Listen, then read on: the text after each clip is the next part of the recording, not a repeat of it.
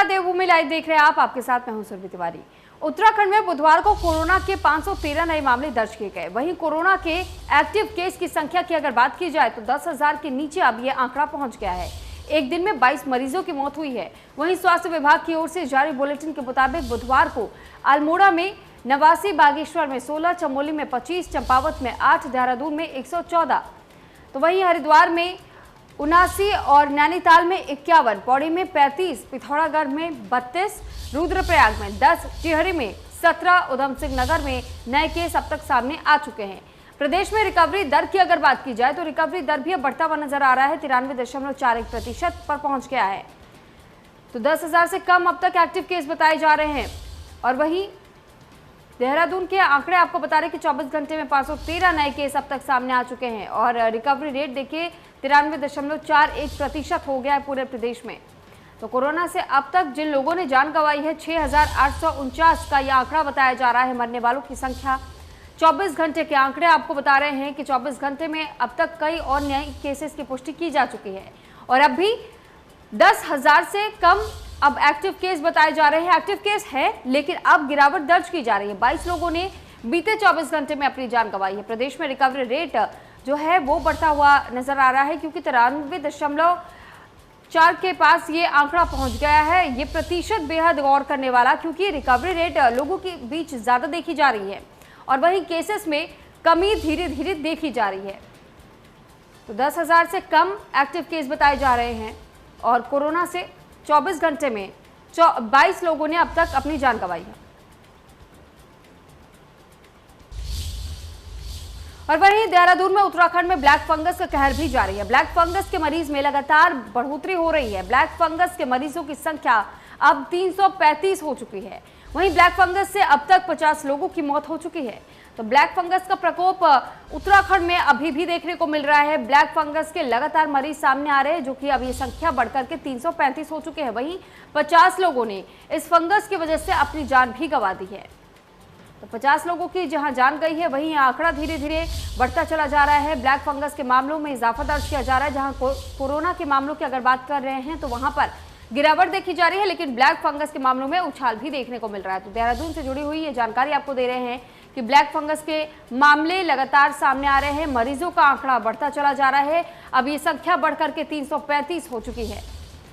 तो ऐसे में अब तक 50 लोगों ने ब्लैक फंगस के कारण अपनी जान गंवा दी है।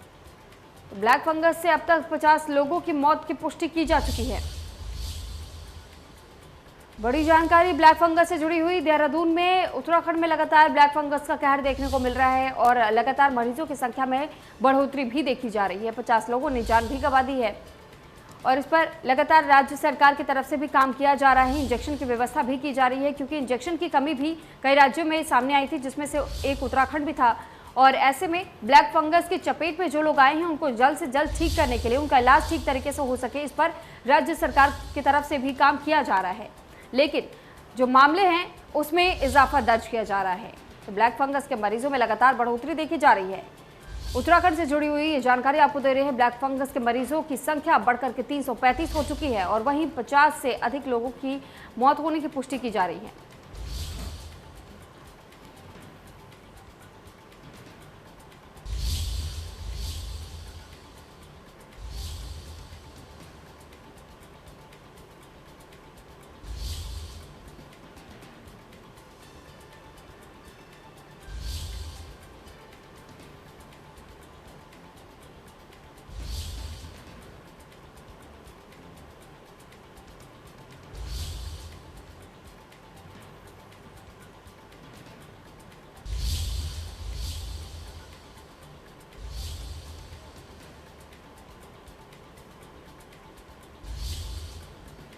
देहरादून में लगातार ब्लैक फंगस के मामलों में इजाफा देखा जा रहा है। बढ़ोतरी हो रही है और इसकी संख्या बढ़कर के 335 हो चुकी है। मरीजों की लगातार जो संख्या है वो बढ़ती चली जा रही है और खतरा अभी बरकरार है उत्तराखंड में।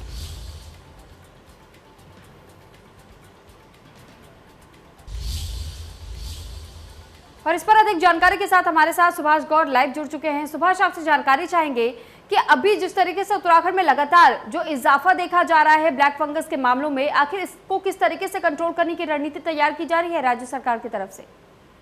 जी बिल्कुल, जिस तरीके से प्रदेश में कोरोना ने अपने पैर पसारे थे, उसके बाद अब जिस तरीके से ब्लैक फंगस की दस्तक बहुत तेजी से प्रदेश में बढ़ रही है, लगभग 335 जो केसेस हैं वो ब्लैक फंगस के प्रदेश में अभी तक पाए गए हैं। तो कहा जा सकता है स्थितियां जरूर अब खराब हो रही हैं और ब्लैक फंगस के जो मामले हैं, हालांकि वो बहुत तेजी से नहीं बढ़ रहे, लेकिन धीरे धीरे ही सही, लेकिन प्रदेश में जो ब्लैक फंगस के मामले हैं वो बढ़ना शुरू हो चुके हैं। लेकिन ऐसे में सरकार ने और जो स्वास्थ्य विभाग है उन्होंने इसको लेकर कहीं ना कहीं चिंता व्यक्त की और इसी को देखते हुए उन्होंने कड़े नियम भी ब्लैक फंगस से निपटने के लिए बनाए गए हैं, जिसको लेकर सबसे महत्वपूर्ण चीज ये है कि इसके लिए जो अस्पताल जो चयन किया गया है वो लगभग सभी क्षेत्रों को देखते हुए चयन किया गया है। कुछ राजधानी देहरादून में है गढ़वाल मंडल के, तो कुछ कुमाऊं मंडल में बनाए गए हैं अस्पताल, जिसमें ब्लैक फंगस का इलाज बेहतर तरीके से किया जाएगा। और इससे भी महत्वपूर्ण चीज है, जिन अस्पतालों को ब्लैक फंगस के इलाज के लिए चयनित किया गया उनमें सभी जो दवाइयां हैं, इंजेक्शन है, वो भरपूर मात्रा में सरकार और स्वास्थ्य विभाग द्वारा दिए गए हैं, ताकि ब्लैक फंगस से निपटने के लिए किसी भी प्रकार की दिक्कतों का सामना ना करना पड़े। लेकिन बावजूद उसके जिस तरीके से अभी भी प्रदेश में कोरोना और ब्लैक फंगस के मामले धीरे धीरे बढ़ ही रहे हैं, लेकिन जी सुभाष, लेकिन आपसे ये भी जानकारी चाहेंगे कि जहां एक और ब्लैक फंगस के मामलों में कहा जा रहा है कि इजाफा हो रहा है, 335 केसेस की पुष्टि की जा चुकी है। अगर कोरोना का जिक्र करते हैं तो कोरोना के मामलों में लेकिन अब गिरावट भी देखने को मिल रही है, तो ऐसे में राज्य सरकार अब किस ओर ज्यादा ध्यान दे रही है और कोरोना को किस तरीके से कम किया जा रहा है? और क्योंकि लगातार केसेस में गिरावट दर्ज की जा रही है, रिकवरी रेट बढ़ते जा रहे हैं, ब्लैक फंगस के मामले में उछाल दर्ज हो रहा है, तो ऐसे में क्या व्यवस्थाएं हो रही हैं?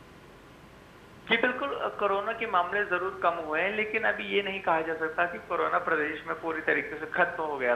अगर पिछले 72 घंटे की बात करें तो प्रदेश में जो कोरोना वायरस के मामले थे वो कहीं ना कहीं उनका आंकड़ा 300 के पास आ गया था, लेकिन कल जिस तरीके से फिर से कोरोना के मामले लगभग 500 के आसपास आए, तो कहा जा सकता है कि बढ़ोतरी और जो जिस तरीके से मामले लगातार बहुत तेजी से बढ़े थे, उसी तेजी से मामले घट भी रहे हैं। लेकिन अभी भी जरूरत है सतर्क रहने की, क्योंकि प्रदेश में जो कोरोना वायरस पूरी तरीके से खत्म नहीं हुआ है और अभी तक जो सरकार है उनका जो कर्फ्यू जो उन्होंने प्रदेश में लगाया था वो जारी रखा हुआ है, क्योंकि जो मामले हैं वो अभी भी बढ़ रहे हैं और मौतों का आंकड़ा की अगर बात करें तो वो कम होने का नाम नहीं ले रहा है। लगभग 22 लोगों की मौत अभी तक यानी कि 24 घंटे में हुई है। तो कहा जा सकता है अभी भी व्यवस्थाएं बनाने की जरूरत है, सतर्क रहने की जरूरत है और सरकार और स्वास्थ्य विभाग को देखना होगा कि आखिरकार जो ब्लैक फंगस है या फिर जो कोरोना वायरस के मामले प्रदेश में अभी भी आ रहे हैं उनको किस तरीके से खत्म किया जाए। जी ठीक है, लेकिन सुभाष वहीं पर अगर देखिए ब्लैक फंगस से जुड़ा हुआ अगर जिक्र कर रहे हैं तो इंजेक्शन पर जब बात आती है, क्योंकि ये कई ऐसे राज्य हैं जो कि शिकायत दर्ज करा रहे हैं कि उनके पास इंजेक्शन की कमी है, क्या उत्तराखंड में भी ऐसी कोई स्थिति देखने को मिल रही है?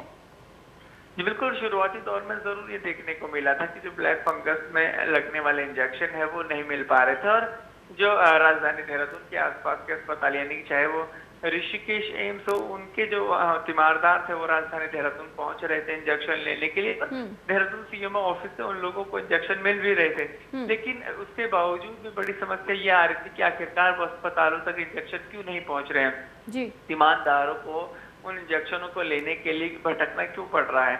लेकिन अब जो व्यवस्थाएं हैं वो उसमें कुछ ना कुछ सुधार आया और अब कहा जा सकता है कि अस्पतालों में जो इंजेक्शन की व्यवस्थाएं थी वो कर ली गई है। तो इस हिसाब से आप ये कहा जा सकता है कि ब्लैक फंगस से निपटने के लिए जो उसकी दवाइयां हैं, उसके इंजेक्शन है, भरपूर मात्रा में सभी अस्पतालों को मुहैया करा दिए गए हैं, जो कि ब्लैक फंगस से लड़ने के लिए जिन अस्पतालों को सरकार ने चयन किया था। जी लेकिन वहीं अगर देखिए तीसरे लहर की हम बात करते हैं कि सेकेंड वेव तो कहीं ना कहीं अब खत्म होता हुआ नजर आ रहा है, वहीं आशंकाएं जताई जा रही है कि अभी तीसरी वेव आनी बाकी है जो कि बच्चों पर सबसे ज्यादा खतरा देगी।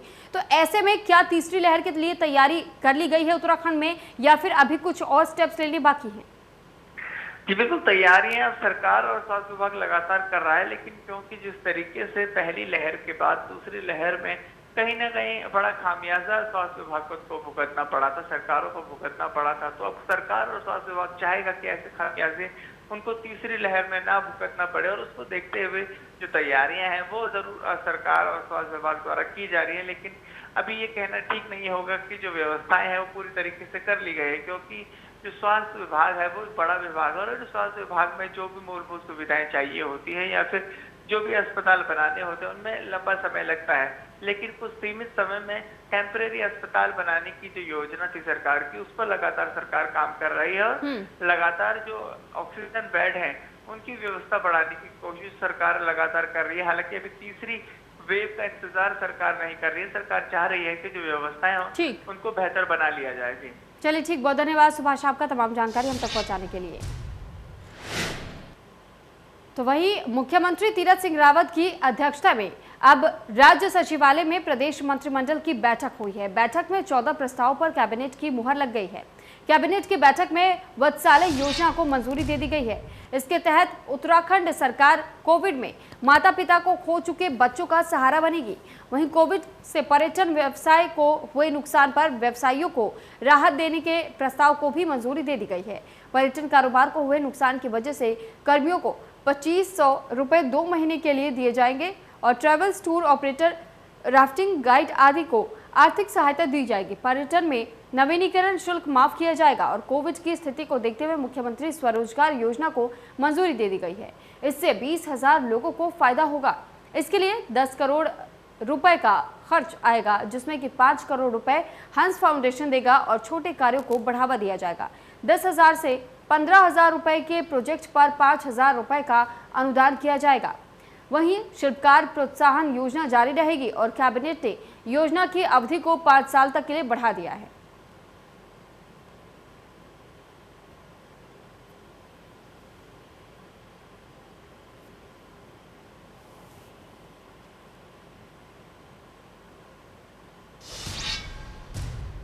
मुख्यमंत्री तीरथ सिंह रावत ने प्रदेश के शिक्षकों से वर्चुअल संवाद किया है। मुख्यमंत्री ने नीति आयोग द्वारा जारी सतत विकास लक्ष्य SDGs सूची में शिक्षा के क्षेत्र में उत्तराखंड को चौथी रैंकिंग प्राप्त होने पर शिक्षा विभाग के अधिकारियों और सभी शिक्षक शिक्षिकाओं को बधाई दी है। इस वर्चुअल संवाद में 500 स्कूल से शिक्षक जुड़े हुए हैं और इस अवसर पर मुख्यमंत्री ने अटल उत्कृष्ट विद्यालय की वेबसाइट लॉन्च की।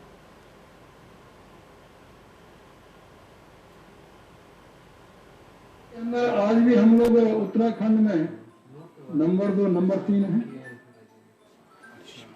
और मैं कह सकता हूं कि आज हर क्षेत्र में उत्तराखंड ने अपना स्थान बनाया है। उसकी एक पहचान बनी है और वो पहचान इसी शिक्षा के कारण बनी है। शिक्षा अच्छी मिलेगी, अच्छा पठन पाठन होगा तो निश्चित है कि आगे जिस क्षेत्र में भी यह विद्यार्थी जाएगा तो वो अच्छा स्थान पाएगा, नाम कमाएगा और देश का भी नाम। वहीं पूर्व मुख्यमंत्री त्रिवेंद्र सिंह रावत नई दिल्ली के दौरे पर है और त्रिवेंद्र सिंह रावत ने दिल्ली में केंद्रीय रक्षा मंत्री राजनाथ सिंह और अखिल भारतीय सह संपर्क प्रमुख रामलाल से शिष्टाचार भेंट की। इसके बाद उन्होंने भाजपा के राष्ट्रीय अध्यक्ष JP नड्डा से भी मुलाकात की। उनके दिल्ली दौरे को लेकर के सियासी इलाकों में तमाम तरह की चर्चाएं भी हैं। माना जा रहा है कि केंद्रीय नेतृत्व उन्हें संगठन में कोई अहम जिम्मेदारी दे सकता है।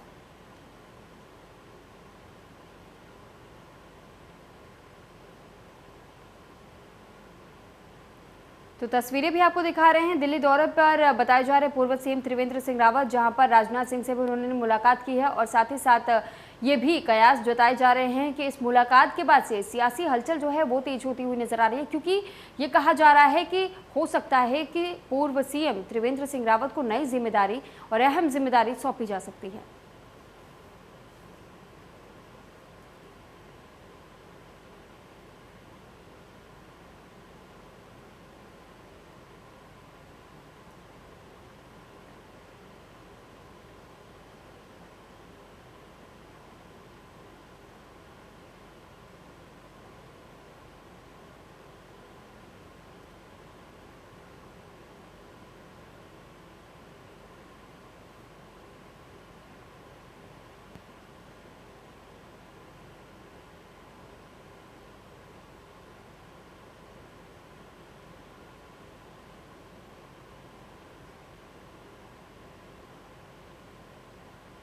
फिलहाल देवभूमि में मेरे साथ इतना ही। आप बने रहिए इंडिया न्यूज उत्तर प्रदेश उत्तराखंड के साथ। नमस्कार।